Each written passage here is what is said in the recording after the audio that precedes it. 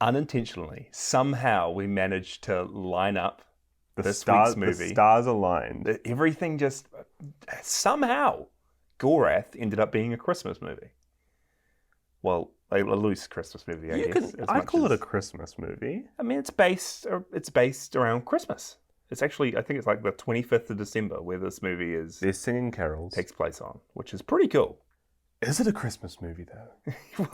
Well, Jason, what defines a Christmas movie? We've already done this with kaijus. I don't know. I mean, it's not your classic Christmas movie when the whole plot revolves around Christmas and Santa and elves. It's relevant where it needs to be. But it takes place on Christmas. It has a lot of the action and a lot of the set pieces based in snow, the North Pole. The North and South Pole. Yeah, South Pole. so Christmas carols. We Christmas got our Christmas carols. Singing song. We got so much singing in this movie. Yeah, it was good. It was a jolly.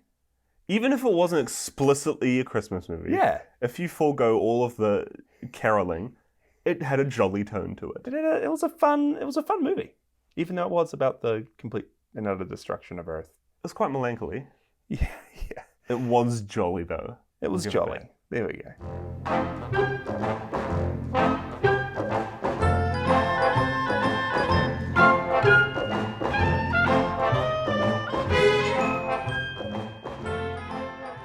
My friends, my dear, dear listeners who I cherish so much. Welcome back to Podzilla. Welcome, everyone. Welcome. It's good to have you with us. This is the last Podzilla for the year. Oh gosh, it is. I didn't even think of that. It is Christmas in but a few days.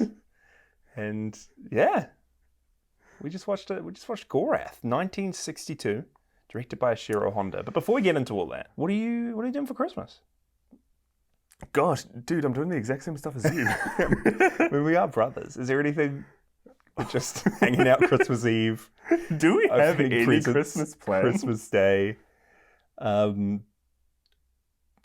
I don't know. I feel like we do more celebrations for New Year's than we do Christmas. Yeah, that is true. Am I even doing anything separate to you? I think we're going to Monique, my wife's family, for a little bit of Boxing Day, perhaps. Okay. But other than that, well, we've got to have something we're doing for Christmas. Well, I mean, we've been doing things for the last month or so. We've been having a couple of movie nights. We watched Gremlins the other night. We have watched a lot of Christmas movies. Yeah, we watched our classic. So every year around December, we have made it a tradition to watch A Christmas Story, which is an old... When did it come out? I don't even know. It must be 80s? 80s? An old 80s-ish movie about a little kid, Ralphie, who spends his Christmas December wanting a toy BB gun. Longing for a gun. And everyone's just saying, nope, you're not going to get it. Random stuff happening. You'll shoot your eye out. And yeah, it's just a whole lot of random things happening until he may or may not get the gun on Christmas Day. Find out for yourself. Good movie. Oh. Good movie. We also watched It's a Wonderful Life for the first time. That's right. That was a classic. I liked watching that. It's funny how we're saying like these are old movies and classics when we're literally been watching stuff from the 50s and 60s for this podcast. The classic. This is what kids growing up in like 2050 will think. Oh, the classic. Did you see the classic movie? The classic Marvel. The classic Marvel movie. Spider-Man No Way Home. The classics. Which, by the way, good segue. Good time to mention that we are this week as well featuring on the Final Draft podcast talking about Spider-Man No Way Home with our... Yeah, fellow podcasters and fellow friends. Our good chaps over in the UK. Good old Brits. Good old, hey, I'm Alex, I'm Adam. This is the final draft. This is the final draft, yeah. Sit down with your tea and crumpets for a smashing time. Oh, it was a good time. Be sure to check out, the final draft. We'll have the links below for that, but we took Spider-Man No Way Home, which we also caught, and I guess is a little bit kind of a Christmas movie too. Oh gosh, that is a Christmas movie, technically. Yeah, well... That's a movie that everybody's going to see. Yeah. If you watched it, go ahead and listen. Yeah, but we do go into a bit of spoilers, and it's a good one to avoid spoilers for if you can. But that's coming out this week, or maybe next, I don't even know, sometime on the final draft. And as we said before, this is our last Podzilla for the year. However, we are back next year with King Kong versus Godzilla. Oh, good start to the year. So it's going to be great. And I don't know why it already sounds like we're wrapping up the episode and we haven't even started yet, but... Gorath. How far are we through? What's the timer right now? Let's give it a wrap. It's about 10, 15 minutes. Let's just... That's us, guys. I was talking about Christmas movies. What was Gorath about, Micah? Gorath. So going into it, all I knew is that it's a sci-fi movie. Yeah. We have had a couple sci-fi movies so far. Didn't know it was different about this one. Honestly, I was going to go a bit more into depth into the plot, but I can just say the plot right now. Earth finds out that there is a giant asteroid/planet heading towards the huge Earth. star, yeah. Huge star. And the whole gimmick of the movie is that this star, although it is small, they say it's 3/4 the size of Earth, it is much, much more... It's not heavier, but it has a much greater mass. A mass 6,000 times of Earth's. Yeah, I think it keeps growing and growing, right? So it has a huge gravitational pull, and it grows over the course of the movie. We see it flying through space, pulling in debris from other planets and places, and at one point it even sucks the rings of Saturn off of Saturn and good stuff. collects all those up, grows its mass. So Earth has to face with this giant planet, which is going to, if it gets close to them, it's going to suck it into its atmosphere. Gorath the planet. We start off this movie with a few space missions, spacecraft flying towards this planet and getting sucked in, kind of letting humanity know that this is a big deal. Yeah. I quite liked it because a lot of the other sci-fi ones we've seen so far, it's a big build-up until we actually go into space or things start happening. Yep. This one, literally within like the first 5 minutes, it's about the ship going into space. You meet the crew, and then they're destroyed. They collide with Gorath and die. I like that. Big opening. Averted expectations. Yeah. Yeah, it's weird. This movie takes place kind of half in space and half on Earth, and it's not really it doesn't really start on Earth and continuously move towards space more. It kind of flashes between the two of them quite a lot. Yeah, it was quite cool. It was cool to get the different perspectives, and even though there weren't any like main characters in this one, there's a lot of side characters and different people that we're switching between. Yeah, and in a lot of movies so far we've seen, humanity versus the monster, the kaiju. In this one, the enemy is kind of this planet, which is a nice twist on things. After they get destroyed at Gorath, we get the scientists and people of Earth kind of getting together and thinking what they can do to stop this from colliding and destroying everything. Yeah, we have a few groups of people on Earth. We have the United Nations Council, who we've seen before in previous movies. Yeah. All the head government officials of the Earth coming together. In this, we have a few main characters as part of this United Nations. Dr. Tazawa, who we have seen before, played by Ryo Ikebe, who has shown up in... Battle in Outer Space, right? It's such a generic name. Yeah. That's all he's been in. Yeah, he plays kind of the head honcho of the space program. Yeah. He knows his stuff. Yeah. We also have the astronauts, and there's a lot of astronauts in this movie. And it's separate because we've got the astronauts that die as the film starts. Yeah. And then we've got this new crew, this very, very, I don't know, they feel like a close-knit group of friends that are all just like laughing and singing together and hanging out. And yeah, very early on in the movie, we see them kind of ditch their training and they steal a helicopter. Yeah, I think they're like one of the commanding officers lands in a helicopter and they're like, should we do it? Should we do it? And while the commanding officer's off in a meeting or something, they huddle around and then just hijack this helicopter and start singing, flying it around the place. At least my favorite scene in the movie where you see this helicopter kind of drunkenly flying along. Yeah. And these 5 astronauts who really have no idea what they're doing, just singing. Jolly singing, jolly caroling. Yeah. What makes it even better as well is straight after like the spaceship explodes at the start, everyone dies. They're like, okay, Christmas this year, everyone, we're going to put aside the festivities, and instead of everyone being happy and merry, we're going to make it a very mournful holiday. It's going to be everyone has to remember these astronauts that fell for us, that risked their lives to try and save us from Gorath. It's going to be a period of mourning. Yeah, it's going to be a period of mourning for everyone. And then it like cuts to these guys just singing and flying a helicopter around. Yeah. Oh, shoot, Jasha. What? I just got a red alert on my phone. Christmas is cancelled. What, really? Don't laugh. It's not a celebration anymore. So what? It's a period of mourning. Why? There's a planet hurtling towards Earth. We know what we should do. What should we do? I think there's a rescue helicopter place Let's up go. the road. Let's Pack it up, boys. sing songs up in the air. Kind of a segue, Jasha. Yeah, okay. A lot of the themes around this movie is humanity is going to die. Humanity is going to lose to this force. Yeah. You've got a period of time until kind of the end of Earth, and everybody's doing the things that they wanted to do, getting it done before that time. If Earth was going to get destroyed by New Year's, say, what would you do? What's on top of your list? If it was a Gorath situation. In the Gorath situation, what's at the top of your list? Huge star is coming towards Earth. We're all going to die. We're going to have to evacuate and get to the highest points. What would I do before it got that bad? Not even, say there's no chance of survival. Oh, okay. What would you do? Well, to be honest, I don't know. Because, I mean, there's a few places I'd like to see, and especially people I'd like to catch up with before then. People I'd like to spend my time with, family, friends. Yeah. But then it's also like, everyone would know about this. Yeah. And everyone would be doing the same and going crazy. I think it would just be chaos, right? Like a lot of people would be doing kind of helicopter situations. People would be drunkenly flying through where the they'll do dangerous things because even if they die sooner, it won't matter. Yeah, totally. Because they're going to die anyway. But then you'd have looters, you'd have riots, I'm pretty sure it would just be chaos. It'd be absolute chaos. I'd try to have a good time with friends and family. Do you have something specific you'll do? I would drive off-road. Well, and I mean, take my car, drive it down the road, just drive off the road. Taking shortcuts. The world's just going to end. Grassy patches. The world's going to end, and you're just going to play Grand Theft Auto in real life. That's literally just cut through a 10-meter patch of grass to get.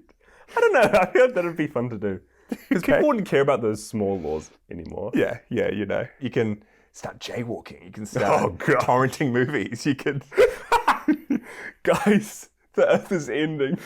Jasha's pirating movies. Oh, I've got this latest cam video of Spider-Man No Way Home, guys. Let's give it a watch. People take it pretty seriously in this movie, though, right? Like, that's the craziest thing they do is steal a helicopter to go to a government official's office and say, hey, send us to Gorath. We want to try stop it. Yeah, they're not... Oh, they weren't... Their mission wasn't to go to Gorath, but they wanted to have a chance at rectifying the situation. Yeah. Making things right. And that's what the whole UN's, United Nations, stance is on this. Even though they're probably going to die. Yeah. It's all going to crumble. They want to do the best they can. Yeah. I quite like the United Nations in this movie as well, because we've seen them before. And I think it's been handled quite well. Like, even just with the languages they're speaking, it's been overdubbed in Japanese and everyone's speaking the same language and understanding each other. This one's real nice. This one was done very well, because everyone is actually speaking what they'd actually speak. Japanese are speaking Japanese. The Germans are speaking a form of English. The US is speaking English, and they're all talking, and they've got like earpieces that I assume are translators are actively translating for them. So it made a bit more sense. It was like a bit more thought's being put into it, which I appreciated. It was cool to just hear kind of what it would be like instead of having it edited. Yeah. It's the most realistic way you could do it, even with the earpieces. Yeah. It still makes sense. It's still a nice time. Probably a good time to name some of the other characters as well. Leading this band of merry astronauts, kind of their leader, is Tatsuma Kanai, played by Akira Kubo. Kanai is, he's the main character in this. Yeah, I'd say so. The most main character you could get, I'd say. Other characters of note is his girlfriend. Well, this is interesting. What was her name? Her name is Takiko Nomura, played by Kumi Mizuno. She was engaged to one of the astronauts that died at the very start. Yeah, this is weird. And then next minute...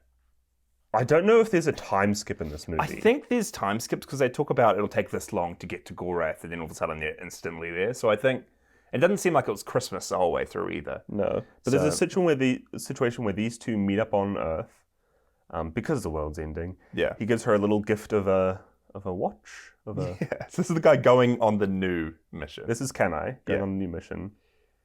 He gives her like a watch necklace thing, and then he sees she still has a photo. Apparently, they're boyfriend and girlfriend. Yeah, He sees a photo of her past fiance. yeah. Who feels like just died against Gorath. And she says he might not be dead. We still don't know. Yeah, I still living his have life. feelings for him, obviously. And then he picks up the picture and throws it out the window. Well, it's more so he just grabs it, walks to the balcony, outstretched arm, just drops it, neutral face. It just storms out angry with her, and we cut to like policemen and heaps of like civilians standing around this broken photograph on the. And I still don't know if they're boyfriend or girlfriend. I don't know. Because it cuts back to pictures of them where they look young and they're hanging out together. But she would have been engaged during that time? I don't know. Yeah, I don't know. Stuff gets weird. I feel like they didn't think about too much of the wider effects that this movie has, as you'll see a bit later on. Well, even with Toho movies in general, of what we've watched so far, relationships, especially like romantic ones, seem to get a bit, I don't know, just messy and hard to understand. A bit lost. Yeah, maybe a bit lost in translation, or just lost in the wider scheme of things. Yeah. I mean, to be honest, they're probably the least interesting parts of these movies in general. So I don't know what you're talking about. I felt real connection when he threw her fiance's photograph out the window. That was just sad for you. Well, he throws it out, and it cuts to like policemen and citizens on the ground looking up really dramatically. Yeah. I felt for them in that moment, dude. I felt that. You felt for the policeman? I felt for the policeman seeing his photograph land outside. What a crime. That's the type of crimes they're committing when the world's ending. Littering. Just walking into people's houses, chucking things out their windows. There's honestly not too much more to say in terms of the plot, because it is just these wider things that continue and continue. I'll name a few other leading characters off first. Takiko Nomura's best friend, Tomoko Sonata, played by Yumi Shirakawa. She's the other kind of half-leading lady in this movie. Yeah. They're best friends. She also has a boyfriend who is Dr. Tozawa. Yes. The lead scientist of the UN. Yeah. And her dad is played by Takashi Shimura. Yes. I want to get to the point where we don't have to say Yamane for people to know he's He's Yamane. Takashi Shimura. I knew it instantly. Takashi Shimura. Yeah. Playing Returning Kitsuke actor. Sonoda. He's kind of just a dad in this movie, which I like. But then what also confused me as well, right? Okay. You've got him, and you've got Takashi. his daughter, Yes. who's best friends with the other girl, the leading lady, Yeah. who is now boyfriend to our leading man, who's called Kanai. Kanai. Yeah. And then she used to be engaged to one of the lead astronauts of the first space expedition. Yes. But then her dad was also the captain of that space expedition. I think. Wait a second. Or maybe I've just completely... No, okay. Okay. So you have Takashi is the dad of one of them, Yes, one of them. and the other girl's dad Yes. was the captain of... Oh my gosh, I'm just realizing she lost both her father and her fiancé in Yeah. the one space. And then her new boyfriend just comes and just like, oh, that's in the past. Forget about them. Forget about it. I'm going to go save us. Oh gosh, I feel so bad for her now. Yeah. I'm so sorry, Takiko. It's crazy. The family dynamics. Insane. Her only really other one to note is, just because we've made a habit of calling him out in all of these movies, Akihiko Harada comes back as the captain of the new crew. Yeah. So he's in kind of like a cameo role, as he has been for a lot of these Yeah. more recent ones. As the story progresses, because Gorath is coming towards Earth, Yeah. they're one chance. They have to think of ways to kind of escape this, to try and fix the situation. They have thoughts maybe sending a nuke out, an atomic bomb, to destroy the planet. Yeah. Maybe that won't work. You know what will work? What? Let's just get a big jet booster. A thruster. Let's just Let's install build a big thruster heaps of thrusters in the North Pole. on one end of the Earth and just kind of fly Earth away. The big plan is to install heaps of just thrusters on one side of the Earth. Yeah, just push it. Push it out of the... If we take the Earth and we push it over here, that's literally their plan. And they do not think about moving the moon along with it or what that will cause. Or long story short, one of the things that happens is... Yeah. Gorath starts coming closer. Yeah. It envelops the moon. Yeah, it just destroys the moon. And we looked this up while we were watching. We were like, surely Earth could not survive without the moon. The only kind of reference point that I had was Despicable Me, in which they make the moon small and the Earth's tides go out. The only effects I could think of was the tides would go. Yeah. And there wouldn't be a reliable way to tell the days. Yeah, but I know that it does more than that to us. Like surely, yeah. Yeah, it stuffs up seasons or things like that. So we looked it up afterwards. It kind of helps to balance out the tilt of the Earth. Yeah. Without it, there would be no... it's not that there would be no seasons. It's that the way seasons work would be so chaotic. Yeah. Sometimes you'd get no seasons, then the Earth would wobble and tilt, and then there'd be extreme seasons. And apparently it would only take a couple of hours or like under a day for Earth to either go back to the Ice Age or something crazy. Yeah, and apparently the moon, as well as that, the moon slows the Earth down and keeps it in check. Without it, the Earth would just keep on spinning and spinning and go faster to the point where it only takes 6 to 12 hours for a day to be over. Yeah. And you'd have like 1,000 days a year. These guys aren't thinking about that. The moon was not mentioned. And you know what's funny? Trivia time? Trivia. I'll interject here with a little note. Ashiro Honda thought the exact same thing. He thought there would be effects? He was like, surely the moon getting destroyed would be terrible. Surely Gorath's bad enough, but Earth wouldn't survive with the moon getting destroyed alone. Yeah. And he wanted them to change the script. He wanted them to change the story, make it so the moon doesn't get destroyed, so that it at least makes some scientific sense. A logical thing to do. Yeah. But the producers insisted. Yeah, they were like, hey, people aren't going to be concerned with that. People aren't even going to think about that. Realism doesn't make a good movie, Ashiro. You know movies are bad when the people making them think, the people watching this won't care about this. Who wants realism? Inconsistency. Yeah. Trust me, the viewers are not smart enough to care about this in the slightest. And apparently, Ashiro was really pushing to make this as realistic as he could for some of the scenes where... for a movie where they installed jet thrusters on one side of the Earth. As he could. As realistic as he could. But a lot of the scenes with like the United Nations or when scientists are discussing things, he actually got real scientists in to write with chalk on the whiteboards, and all the whiteboards we see are real equations or real scientific methods or things written down. I noticed one of those chalkboards. Did you? There we go. Realism. Realism. Which we had none of when it came to the moon. But that was interesting to note, because it definitely, I don't know what the producers was thinking, but it was something that came across both our minds. There's like two other main things that are happening at this time. The space crew did end up going to investigate Gorath. Yeah. They're not getting close, except they kind of do. They send like two little ships out of their big little one. Shuttles. Oh, they send a couple little shuttles. Yeah, Kanai goes on one of these shuttles. Yeah. Towards Gorath for some reason. Yeah, I think they're just wanting to... Their mission is... To observe and to learn anything they can about getting close to Gorath that might help the people back on Earth. Mm-hmm.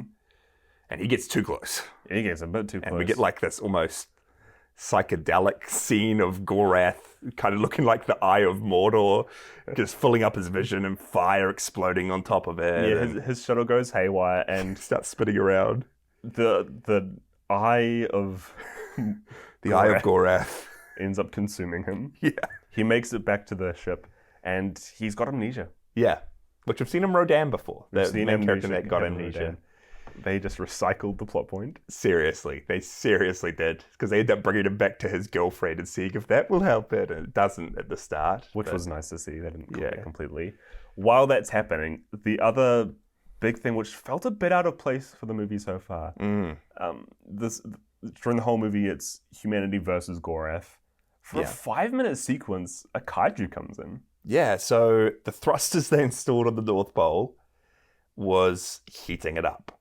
And the temperature the temperature of these thrusters was melting a lot of the ice. Okay. And we are told that something woke up or something didn't like the temperature changing. Gosh, you're telling me a crazy, scary monster living under the ice caps of the South Pole for so long.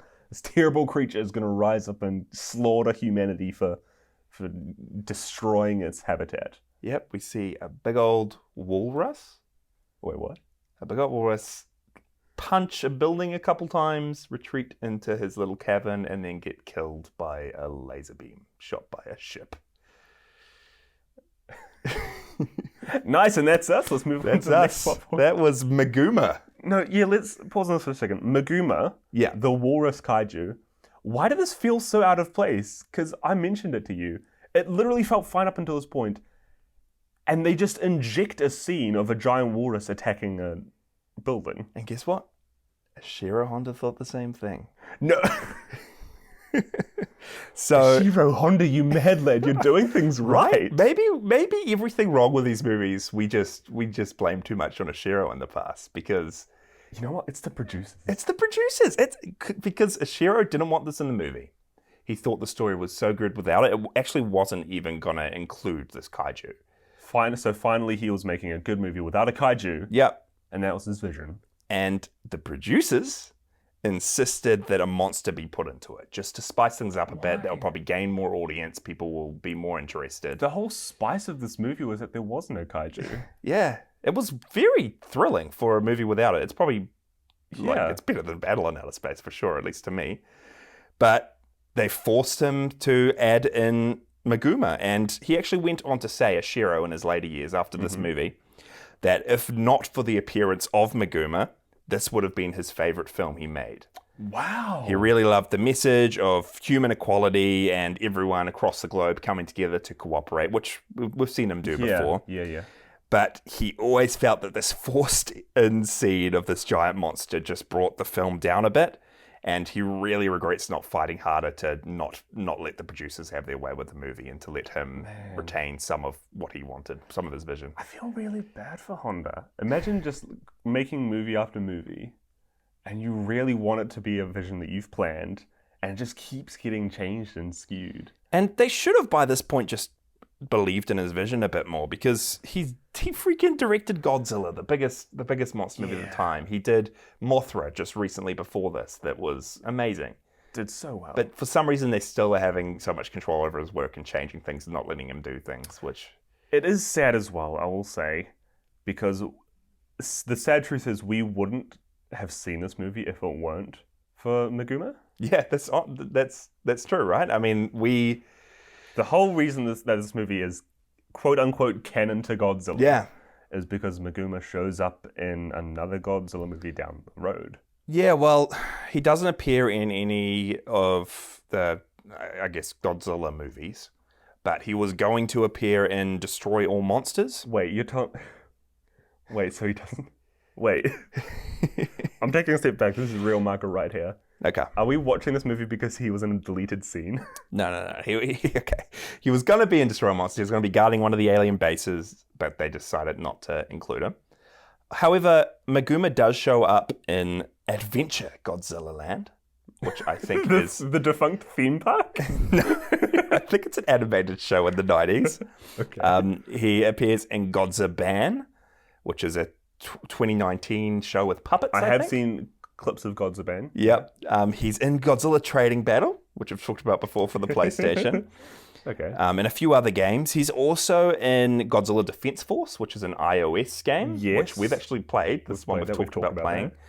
And in recent novels, he's actually mentioned. Are they Godzilla novels? They're Godzilla novels to do with an anime trilogy that was recently made. Oh, the Netflix one? Yeah, Netflix anime trilogy. Maguma's mentioned in some of the prequel novels. Okay. I think there's also mentions of him in some of the novels to do with the most recent MonsterVerse Godzilla movies. Oh. And the Maguma attack in this, him punching one of their Arctic buildings for a few times, is included in an official timeline of monster attacks. So I think Not canon to Godzilla. canon to Godzilla. So, Okay. canon to Godzilla, you're telling me that I'm fine with the walrus attacking. Yes. In the canon Godzilla universe, the moon... Okay, so it's a bit weird, right? So in the continuity of films later down the track, Godzilla against Mechagodzilla and Godzilla Tokyo SOS, it changes slightly, retcons what happened in this movie. Okay. I say slightly. So this movie takes place, the movie we just watched, Gorath, in 1980. I thought you were going to say in an alternate dimension. No, it's not that crazy. Okay. This movie took place in 1980. It retconned it to make it so Meguma's attack takes place in 1962, the same time this movie's released. Yep. And it doesn't incorporate the rest of the film's events. So... Oh, wait, so going forward, the only canon part of this movie is the Meguma attack. Yep. I'll ask you then, why did the attack happen? Because they were setting up thrusters to get away from Gorath. But Gorath, in canon to those movies later down the track, didn't happen. Wait, so... The moon still exists. You see the moon in those movies. So Meguma, canon to Godzilla, happens because humanity put up thrusters on the Earth in the South Pole for no reason, now that Gorath isn't a part of the picture. Yes. Cool. That makes total sense. Yeah, I don't know. Gorath returns again, though, as well. Oh! So there's actually another star or meteorite called Gorath that's headed to Earth. The same one? I don't know. We'll see. In Godzilla Final Wars. Okay. So I don't know if they just took Gorath out of the timeline. Meguma just randomly attacked a station out in the North Pole. And then Gorath does happen, but again in Godzilla Final Wars. I have no clue. Okay. But Meguma, giant walrus. Actually, good point. Let's hone in on the finer details of Meguma. Okay.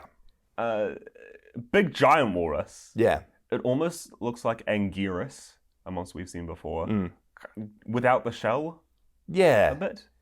It looks really funny because you can see that the bodysuit for this creature, you can clearly see the humanoid figure. It's one of the... It's quite skin tight. One of the worst costume designs. I'm just going to put it out there. Like Meguma, he looks cool. You mentioned how his face looks unique. Head. Yeah.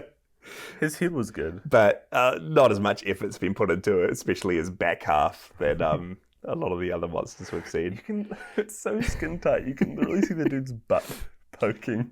And this is... When Meguma was initially going to be added to the story, he was just going to be a lizard, a giant lizard or a giant dinosaur.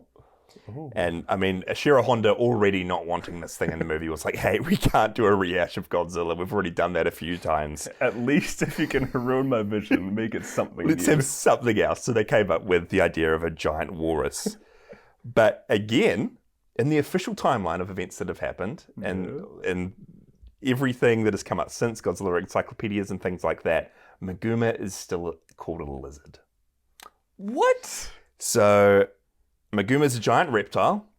He's a giant lizard that looks like a walrus. He's a lizard. Oh, so it's a lizard that looks like a walrus. Yeah. Anyway, that's all the stuff I have on Meguma. Here's Meguma's roar. So it kind of sounds like a walrus. Does it? Yeah, I guess. Oh. Sorry, this movie is making me very jolly. Yeah, man, it's a good Christmas movie. It's good.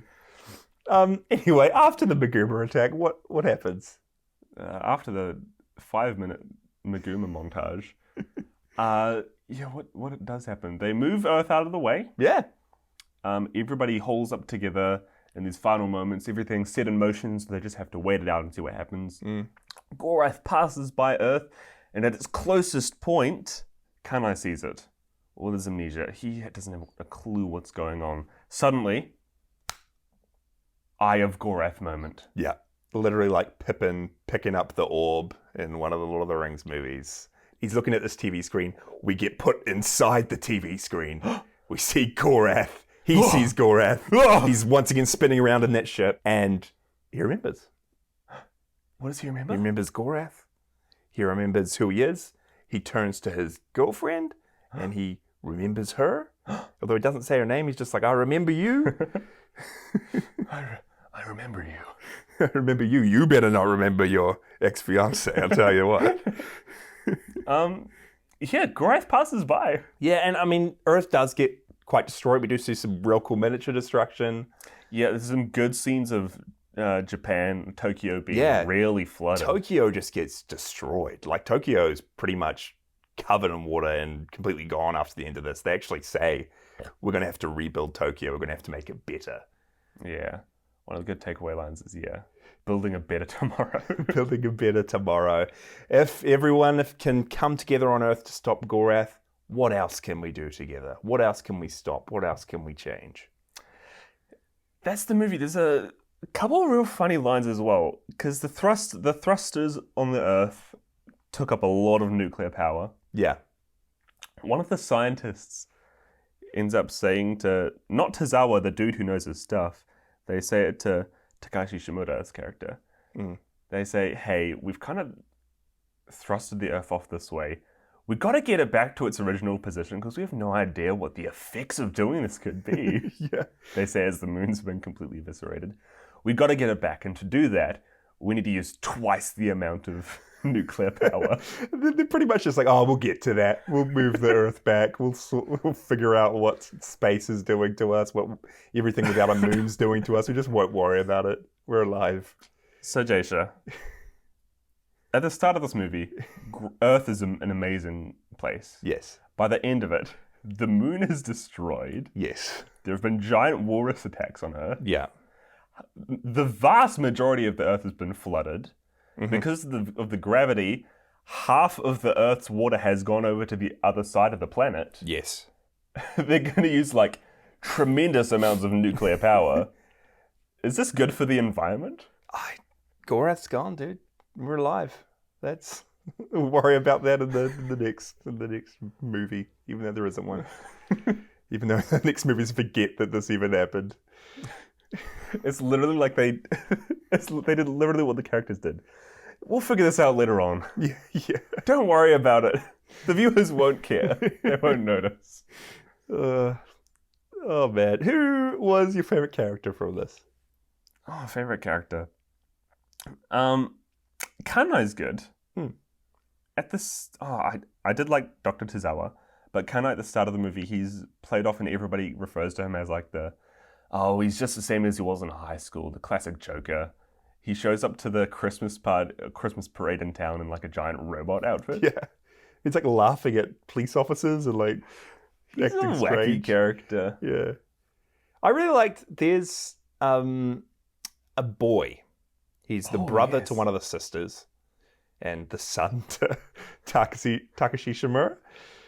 No. Takashi Shimura's yes. Yeah. Yeah. You guys all know who that is, right? We don't need to reference to it. That.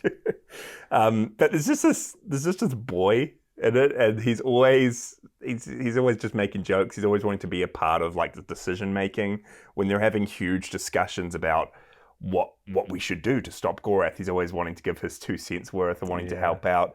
He's asking for whiskey. They broke out whiskey for the big, since it's a big serious deal. Yeah. And he's got a good, compelling argument, dude. The world's ending in 9 days. Why can't he have a sip of whiskey? Right? It made sense to me. But he's always just there for a couple of seconds. There's one point where like they're opening a door and he hits his head because he's been listening on the other side. He's a good inclusion. The epitome of a good... Would you call him a side character? It's not even that. He's just a minor character. He's the epitome of a good minor character. Yeah. Memorable. I don't know his name, but he was good. Is he labeled... Hold on. I want to call him out. Is he even labeled on the... I can't be bothered looking so far as to find your name, but we do notice you. We notice you, little boy wanting his whiskey. Yeah, we do.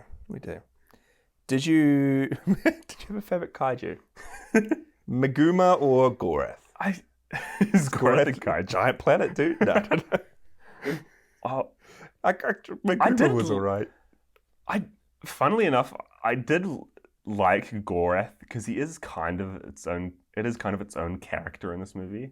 Just this impending doom. This kind of dangerous force that humanity has to fight against. Yeah, they do characterize it in a great way. Yeah, I really liked Gorath. And it looks cool. It's like this magma planet, really glowing red. And to be honest, I get what Ishiro Honda was going for, not wanting Meguma, wanting this to be it worked as just having humanity just completely just freaking out and being stuck and not knowing what to do when this thing's just going to kill them in a couple days. It was quite a cool plot. It's a good story. It's a good story, yeah. One, the kind of key point of impending doom. Yeah. To the point of having to fight against gravity. Yeah. For a huge part of the movie. It's really smart. And then in saying all this, like me liking the plot with Gorath, I didn't mind Meguma's inclusion, although I wish they did it a bit better. I think the main point why I didn't like it was because it was so jarring. Yeah. It literally just cut to a scene of it attacking a building. Now hear me out, okay? Yeah. We're in Japan for the majority of this movie. Are you a producer in this scenario? Yeah, I'm a producer. This is me. Gosh. This is me talking to the other producers. Hey guys, I know Meguma has to be in here. Why don't we add a few more kaiju?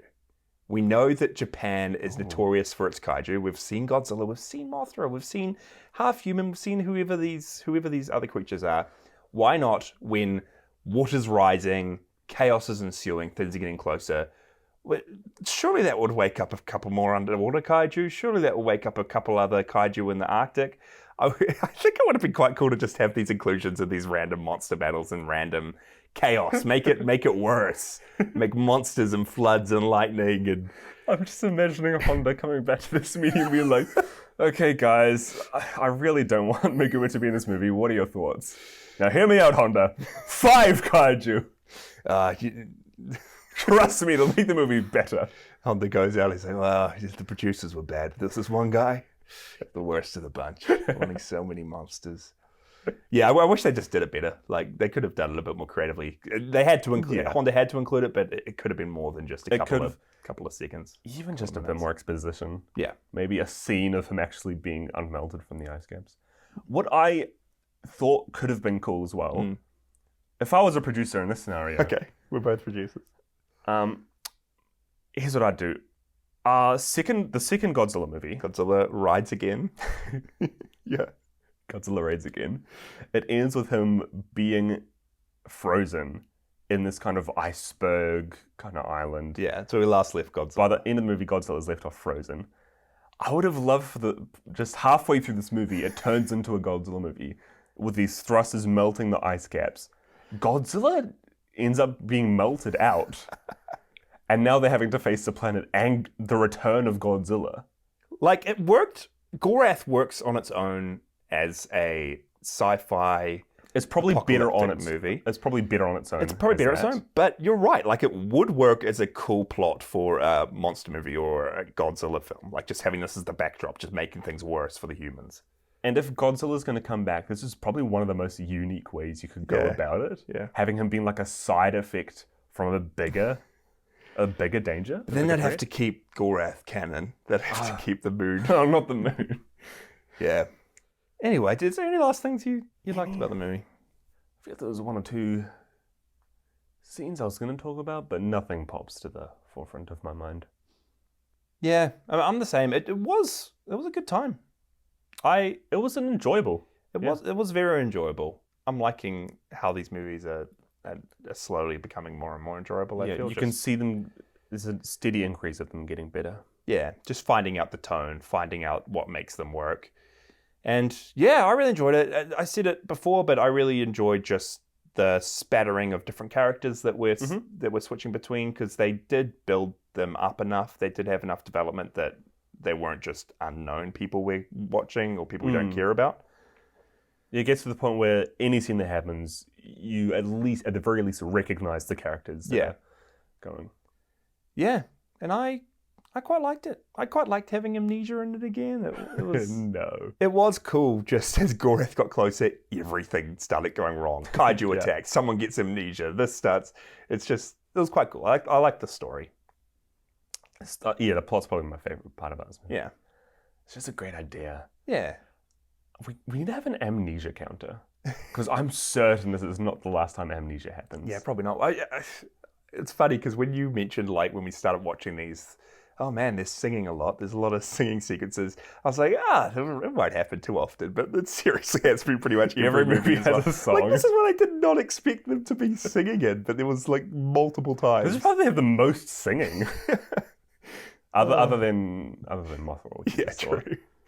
Oh, that's funny. I do just have one last bit of trivia. Yeah, hit me. And it was that this was written by Jojiro Okami. And I don't know if we mentioned this before, but he was... Okami, the 8-headed dragon? Orochi? No. Oh, shoot. Jojiro Okami. And he was a former Japanese Air Force pilot who came up with the original idea for this movie, Gorath, as well as the movies The Mysterians, Battle in Outer Space, and one that we'll get to later down the track called Dogora. Dogora. Not Jadora. Dogora. Okay. So he's kind of the leading sci-fi writer at the moment. Yeah. Oh, okay. I'm looking forward to Godora. Yep. Yep. Godora. Gogora. Dogora. Dogora. Dogora. Okay. We're looking forward to Dogora. But yeah, we've seen 3 of these sci-fi movies so far, and there's a few more to come. I think they do get a bit more closely tied to Godzilla. But this one's, parts of it are officially canon in the timeline. Is it your favorite sci-fi one so far? Without getting too much into the others. I think I still prefer Mysterians. Okay.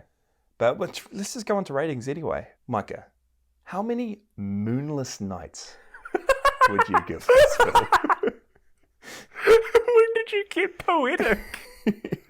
Well, they're rebuilding Tokyo. They're going to be seeing a lot of moonless nights and all the construction and all the wake of what happened. How many moonless nights out of 5 would you give Gorath? Trust me, there's going to be more than 5 moonless nights. This one would be either 2.5 or 3 for me. Okay. Yeah, between there. Nice. I'll probably give it 3.5. I just had a good time with it. I don't know why. I just didn't find myself really losing interest in any of the scenes. Actually, yeah, now that you mention it, it holds your attention really well. Yeah, and even though there was big chunks when nothing really happened and it was just people talking or figuring out what to do, it was still a lot more interesting than you thought it would be.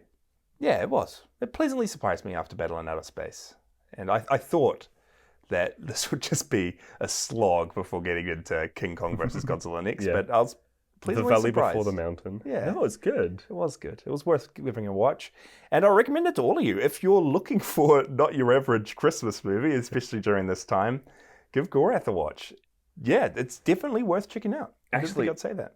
If any of you have family members or partners who have not seen Godzilla or kaiju movies before, use the Christmas themes in this one as an excuse to watch it now. To slowly get them into kaiju. Hey, I've just got this Christmas movie. It only has a couple minutes of a kaiju, only a couple minutes of a monster. It's more of a heartfelt family tale.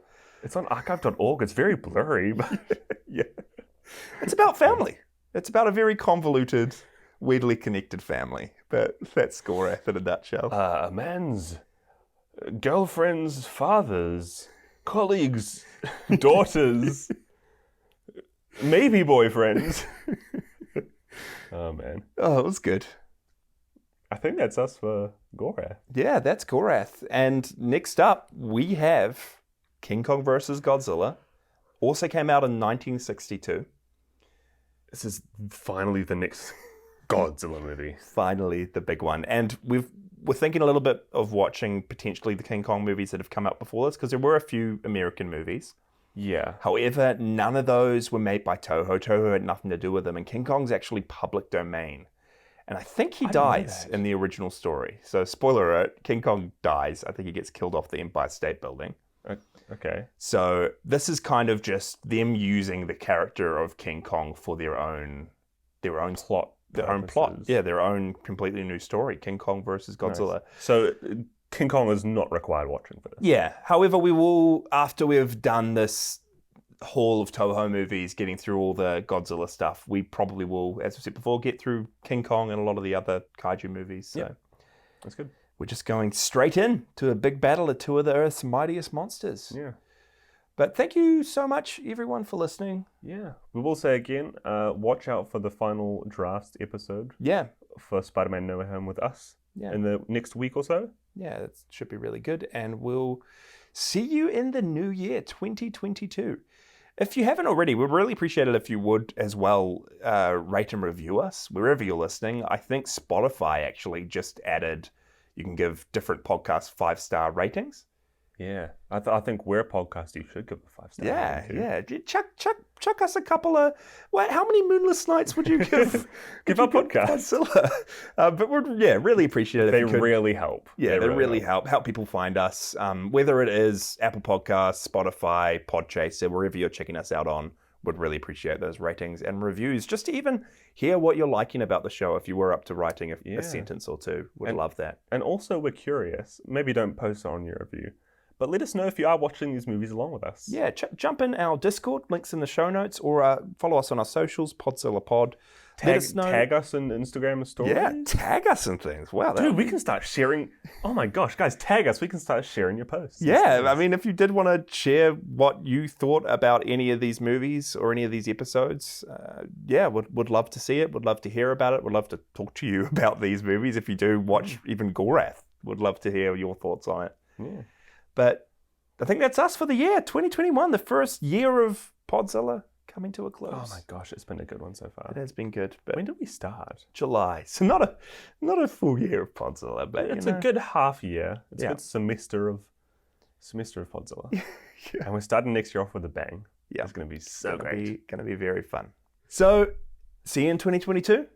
Don't get killed by a huge, big old star or anything. Watch the skies. Keep one eye open. You know what? You also just have to realize that together we can do amazing things, guys. Amazing things. Amazing things. See you next time. You've been listening to Podzilla with your hosts, Jasha and Micah Drake. Be sure to follow our socials, join our Discord, and check out Cassie Celine, who did our amazing podcast art. The links are all in our show notes. And just a disclaimer that any musical sound effects used in this episode belong entirely to the Toho Company. See you in 2 weeks.